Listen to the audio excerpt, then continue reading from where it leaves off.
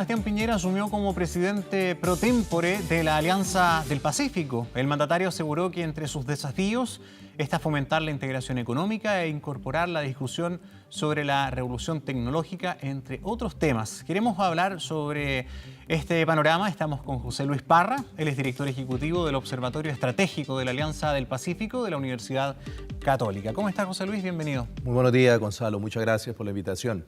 En primer lugar, la Alianza del Pacífico es una alianza que reúne a los países miembros desde hace 8 años. Hablamos de México, de Perú, de Chile y Colombia. Correcto. ¿Cuán importante y cuál ha sido la principal función que ha cumplido esta Alianza del Pacífico? ¿Cuál ha sido su principal logro? Si usted pudiera destacar uno fundamental. Lo primero es que revitalizó en la región un acuerdo profundo, moderno, que va más allá de la integración comercial, ya que toca otros aspectos fundamentales, digamos, en el quehacer de los países. Y yo creo que ese rol ha sido muy importante. Sin embargo, creo que ya ahora con 8 años y haciendo un balance, que creo que esta cumbre se caracterizó definitivamente por un balance de los 8 años, reconociendo los logros alcanzados en el tema de comercio, temas financieros, intercambios estudiantiles, etcétera, es que ahora tiene que plantearse nuevos retos hacia el futuro, porque el escenario que vivíamos en el 2011 es muy distinto a lo que estamos enfrentando hoy en el 2019, y si nos proyectamos al 2030, que es la visión que se ha desarrollado dentro de la Alianza del Pacífico, definitivamente hay que acelerar el tranco y cerrar varios temas que aún continúan, digamos, sin logros concretos. Sí, precisamente las 3 declaraciones que se firman en Lima, ¿verdad? En este encuentro tienen relación con esos nuevos aspectos, con esos nuevos desafíos. Fundamentalmente se habla de los desafíos en torno al calentamiento global, al cambio climático, a la reducción de los plásticos en la alianza, también a los flujos migratorios. A trabajar de manera coordinada entre los países miembros para poder hacer frente a esta realidad que, como usted decía, es muy distinta a la del inicio, cuando se hizo esta alianza. En materia de flujos migratorios, ¿cómo se debe administrar esta situación? Sobre todo pensando en lo que se está enfrentando, por ejemplo, con Venezuela, donde las proyecciones indican que esto va a seguir creciendo. Sí, ese fue un tema que tocaron los 3 presidentes y el canciller Ebrard de México, cada uno con visión distinta, específicamente México, muy centrado en la problemática de Centroamérica, en donde está destinando $100 millones en un programa que lo que busca es lograr mejorar las condiciones de vida de las poblaciones en Centroamérica para que no emigren. O sea, ellos van a atacar el problema en el sentido de ir directamente a la fuente, para evitar que la gente tenga que salir de sus países, y eso tiene que ver con la corrupción y especialmente con un tema de seguridad. Mucha gente está huyendo de esas regiones porque la violencia los obliga, más allá también de un tema económico, a salir de sus países. En el caso de Colombia, México y Perú, cada uno ha enfrentado este flujo migratorio de Venezuela, que ha sido realmente excesivo, llamémoslo de alguna manera. En el caso de Colombia se ha hablado de 1,5 millones, más 500,000 posiblemente no registrados. Estamos hablando de cifras cercanas a los 2 millones. En el caso del Perú de 800,000, en el caso de Chile de 400,000, y las proyecciones que salían la semana pasada podrían ser unos 300,000 en el corto plazo. Entonces no se ha actuado, los 3 países o los 4 países no han actuado de manera conjunta respecto a cómo enfrentar este flujo migratorio tan grande, tan drástico, ¿no? Entonces, lo que ahora se va a hacer es comenzar a coordinar distintos programas, los tipos de visa que se pueden otorgar, las ayudas que se pueden hacer en algún minuto también para, si evoluciona en Venezuela los acuerdos, digamos, de las conversaciones que se están iniciando ahora de nuevo, eso podría hacer que los recursos fueran directamente a Venezuela para que la gente no tenga que emigrar de allí. ¿Es probable que los países de la Alianza refuercen o incrementen el nivel de exigencia de documentación o de trámites para poder ingresar a los migrantes, para poner algún grado de restricción en la recepción Yo creo de la que migración. posiblemente se va a avanzar hacia allá. Definitivamente hay que, como lo ha dicho el presidente Piñera o el gobierno de Chile, hay que ayudar, hay que recibir, pero a la vez también hay que saber qué tipo de personas están llegando, en el caso de los países, en Perú y en Colombia de manera particular, el tema de la violencia se ha comenzado a ver de manera significativa y entonces eso hace que la gente comience a rechazar de alguna manera la migración, ¿no es cierto? Entonces, por eso hay que hacerlo de manera controlada, de manera segura, porque también esas personas tienen que ser integradas dentro de los países. Está un tema de empleo, está un tema de salud, de acceso a la educación. Entonces, no es recibir gente por recibir para que estén en unas condiciones posiblemente no tal vez similares a las a las de Venezuela, pero en condiciones complejas que a la vez los lleve también a actuar de manera como ellos de pronto no quisieran, ¿no? Sí. Con tal de tener alimentación. ¿Y hubo algún grado de autocrítica por parte de los integrantes de la alianza en cómo se ha manejado esto hasta el momento? Porque claramente la situación no se ha coordinado bien. Vemos que la migración ha ido pasando de frontera en frontera, se las ha dejado pasar y en la práctica es como pasen y sigan adelante y el último es Chile, así que ahí se las tendrá que arreglar. Mira, yo creo que esta cumbre del Pacífico, y quiero ir un poco más allá, Gonzalo, del tema migratoria, fue una cumbre muy especial.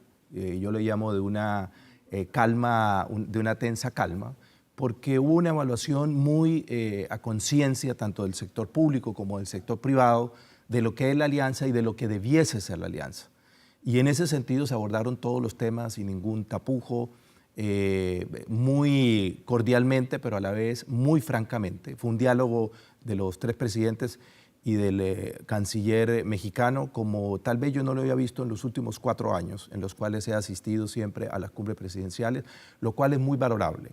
¿Por qué? Porque no solamente está el tema de la Alianza del Pacífico como una integración comercial profunda, sino que la Alianza del Pacífico no ha ejercido esos 225 millones de habitantes que existe, el tema de ser la 8ª economía del mundo, etcétera, una cantidad de cifras que suenan muy bonitas, pero que si no se coordinan para hacer frente a distintos temas, como ya tú los planteabas anteriormente, el tema del cambio climático, el tema de la contaminación de los mares, el tema del multilateralismo, fue algo que salió con mucha fuerza y está dentro de la declaración presidencial. O sea, estos 4 economías creen en el libre comercio y debe fortalecerse la OMC como el mecanismo para dividir disputas dentro de los países y no irnos a un mecanismo bilaterales como lo que está ocurriendo en los últimos tiempos con esta guerra comercial.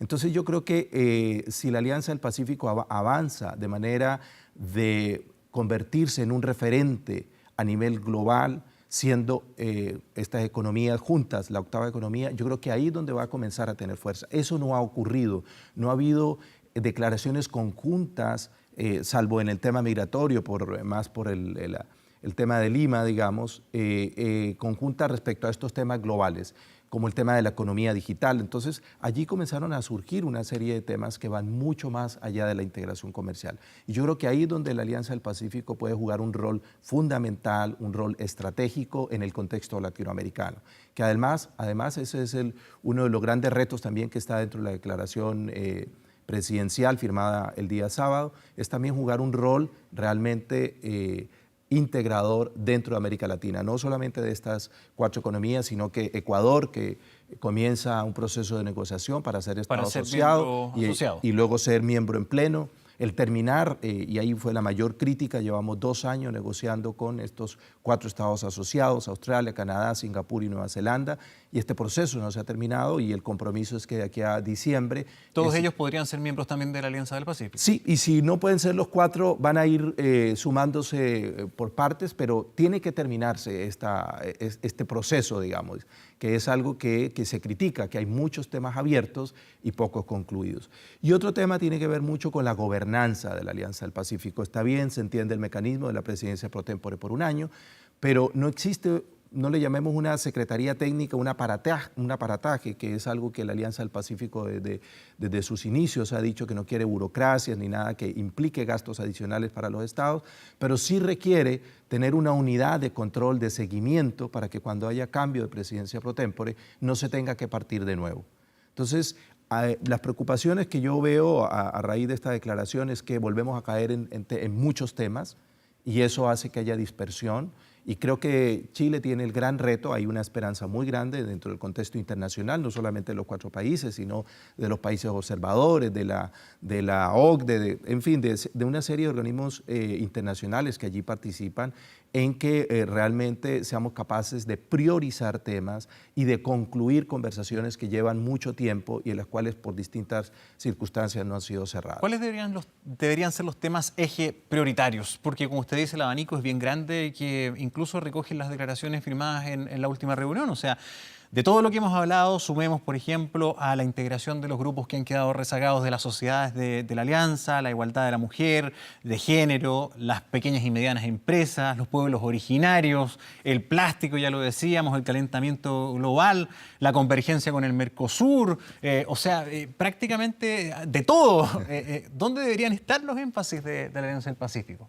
Mira, los énfasis del trabajo de la Alianza del Pacífico tienen que estar dados y regidos por los 4 ejes que tiene la visión estratégica 2030.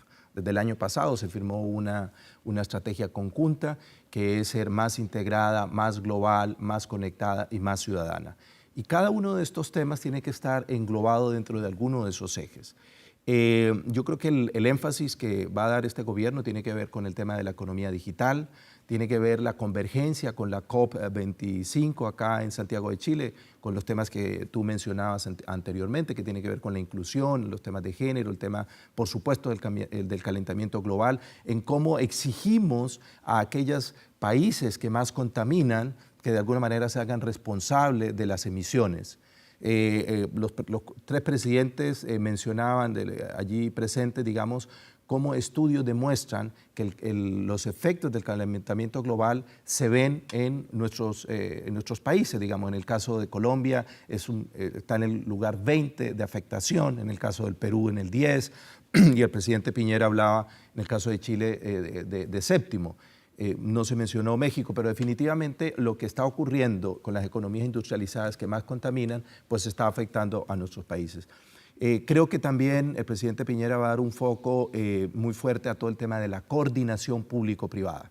Es algo que también se habló, que no pueden haber grupos que estén trabajando de manera dispersa, sino que tiene que haber una coordinación para hacer que los resultados, como ya decía, sean más efectivos y no estemos con tantos temas sobre la mesa. Entonces yo creo que el foco es el tema de la coordinación, el tema de tener una unidad que le dé gobernanza y le dé una proyección de largo plazo a todos los compromisos que allí se vayan dando a través de las declaraciones presidenciales, pero también, como usted sabe, hay un mecanismo que es el grupo de alto nivel que está dado por los viceministros de Comercio y Relaciones Exteriores de cada uno de los 4 países, que se reúnen 3, 4 veces al año y que allí también se generan compromisos. Entonces todo eso tiene que estar integrado y para eso tiene que crearse una plataforma tecnológica que permita ver que hayan semáforos en donde estamos fallando y que se saque al tablero a aquellos que no estén cumpliendo. Y eso ocurre, como te digo, tanto para el sector público como privado.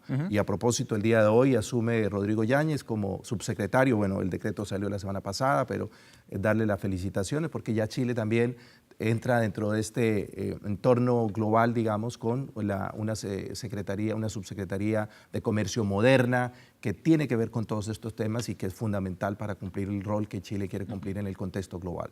Finalmente, José Luis, ¿de qué manera va a recibir la Alianza del Pacífico y sus miembros algún grado de soporte en torno sobre todo a financiamiento y asesoría técnica para plasmar muchos de los compromisos o para poder avanzar, por ejemplo, en la gestión sostenible de los plásticos y en otras materias? Entiendo que el Banco Interamericano de Desarrollo es una de las entidades que entregará este soporte, pero ¿es la única? No, hay que reconocer la labor que ha tenido el Banco Interamericano, el BID, desde sus inicios ha sido el mayor soporte, tanto técnico como económico, entre la Alianza del Pacífico, pero a ello se ha sumado la CAF, el Banco Mundial, la OCDE, con un tema no tanto económico, pero sí técnico, que es fundamental para ver mejores prácticas, porque uno de los grandes temas que tiene que avanzarse rápidamente es todo el tema que tiene que ver con la armonización regulatoria. Porque no puede ser que un inversionista venga y voy A la hablar región. a la región, Con y diferentes específicamente, canchas. claro, específicamente pensando en Asia, cuando uno habla con los inversionistas asiáticos, ellos creen que al entrar a través de la Alianza del Pacífico, pues van a tener similitudes de exigencias, pero sabemos que eso no es así. En cada uno de los 4 países funcionamos de manera distinta. Entonces, no se trata de tener igualdad, que sean las mismas leyes, porque eso iría en contra, digamos, de los requerimientos que cada país tiene de manera sui generis, pero sí se requiere que haya una armonización y una estandarización de muchos procedimientos. Por ejemplo, en esa materia de emparejar canchas legales, y es muy difícil porque cada país tiene su autonomía, pero ¿en qué hay más diferencia? ¿Es el tema medioambiental, por ejemplo, para los inversionistas? Bueno, en el tema medioambiental yo creo que es uno de los principales, por supuesto. Sí, definitivamente ese, también el tema financiero, ya se ha dicho, tiene que ver con el tema de reconocimiento, por ejemplo, las dobles tributaciones. Hay acuerdos de doble tributación, pero son tan complejos, disímiles, que tiene que avanzarse a que exista un solo acuerdo de doble tributación dentro de las 4 economías, digamos, y no tener uno bilateral para cada país. Yo diría que ese tipo de... Y hay regulaciones en muchos ámbitos, porque el presidente Piñera lo expresaba. Hoy la economía es casi el 98%, en rigor entró el 92%, pero ya casi el 98% de los productos y servicios dentro de la Alianza del Pacífico tienen 0 arancel. Pero se crean otras barreras no arancelarias, que es lo que hace o no permite realmente que, sí, yo puedo exportar con 0, pero cada gobierno me va colocando distintas restricciones. Entonces, eso tiene que eliminarse, definitivamente. E incluso avanzar en mejorar las comunicaciones, que el roaming sea levantado en eso se anunció, lo tenemos que decir, se volvió a anunciar ahora de nuevo, pero en Puerto Vallarta en el año 2016 ese lanzamiento también, esa declaración también se dio. Entonces, ojalá ese tipo de cosas no ocurran. Que no quede solamente la declaración. Que no quede solamente en una declaración, sino que realmente se avance hacia eso, ¿no? Muy bien. José Luis Parra, director ejecutivo del Observatorio de la Alianza del Pacífico de la UC, gracias por venir. Muchas gracias. Solamente un pequeño comentario. Sí. En el punto 23 de la declaración presidencial se reconoce el trabajo al Observatorio Estratégico de la Alianza del Pacífico y bueno, nos sentimos muy orgullosos que la academia y no solamente este observatorio, sino muchas más universidades puedan realmente también contribuir a este proceso dentro de todos esos temas que tú mencionabas anteriormente y donde hay muchísimo trabajo académico que puede aportar a esta integración para que sea mucho más efectiva. De todas maneras, José Luis, gracias por venir. Que tenga buen día. Muchas gracias, Gonzalo. Igualmente a ustedes.